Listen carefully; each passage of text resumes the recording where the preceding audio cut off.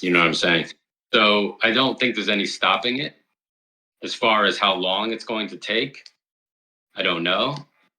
Um, but I'm almost 100% positive that we will have maybe not full disclosure, because there's always going to be some type of national security issue.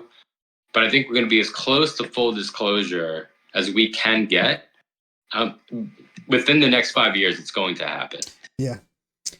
So I mean, that's a great analogy, man. Like if you got a leaky faucet and you put a cup under it, eventually that cup's going to fill up and overflow, right? Like it's just only a matter of time. And until I went to that, until I went there, that's going to lead into my next question, man. Until I went to that event, I could not really appreciate the energy that is behind this. And so, like, yeah, man, like I've never, like when I was talking to these congressmen when they came out, like my longest conversation was with Tim Burchett, but the rest of them, right, like there was a little bit, he's all in, right? So Tim Burchett's all in there, right? But like the rest of them, right, like when they came out, like this is not a passing curiosity for these people, man. Like they like legitimately like want to know. So Scott, yeah, because taxpayers' money, yeah, for sure, right? We're Black Ops programs, and they're lying to us about it. They're taking our money, saying nothing to see here. Yeah, yeah. So, and what was it, Nancy Mace? You mentioned that Pentagon hasn't passed an audit ever. By the way, ever Enigma. Yeah. So and they've lost. So where do you think that money is? Because their books aren't straight. Yeah. There's all this for money that's going into these black budget programs to study UAP. Yeah. That's where it's going. That's where it's going for sure. So I agree with you on that, Scott. So in closing, man, real quick, because you were there, I was there. Scott got into the room. He was the last one in. It was amazing. I was out in the hallway catching people back and forth. We could hear what was going on there, and we had it on our phones seeing. Scott, man, I know this was like when you came out, bro.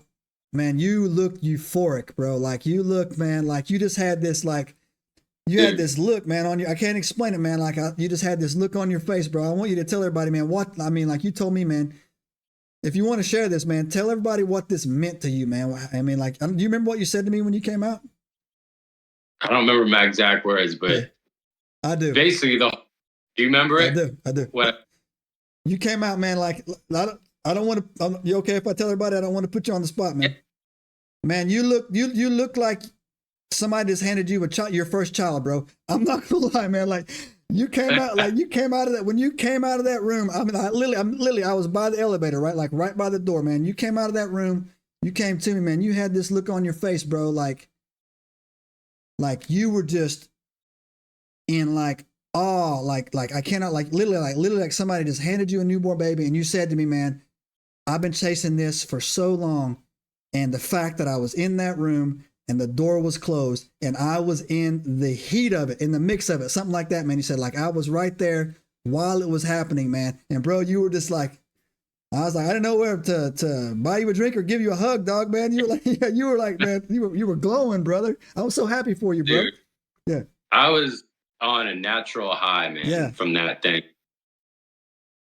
I mean, you know how I am about the subject. Yeah. And like I said in the beginning of this episode, right here, in the beginning of this video, I said there's a difference. I learned the difference between passive activism and active activism. Yeah.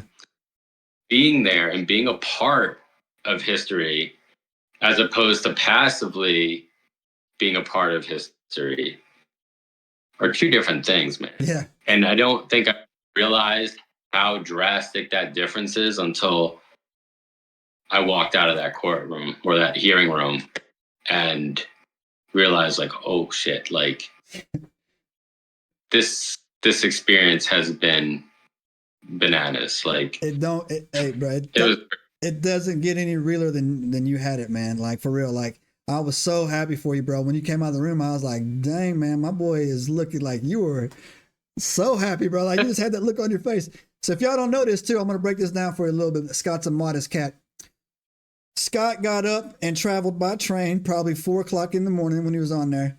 First of all, it was freezing in the morning. Dude. It was so cold, right? I did not dress.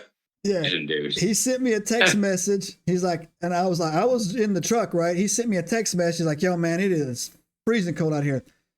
Until I got out and I was like, damn, you ain't lying. Like I texted me, I said, like, yo, man, like, yo, it is straight up freezing out here, right?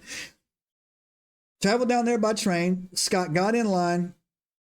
I mean, I'm going to show you, man, that Scott, my boy here is down for the cause, man. Got in line, waited, got in. Afterwards, Scott, you went to a kind of a video. Subscribe now and turn on the notifications to join us on this extraordinary journey into the unknown.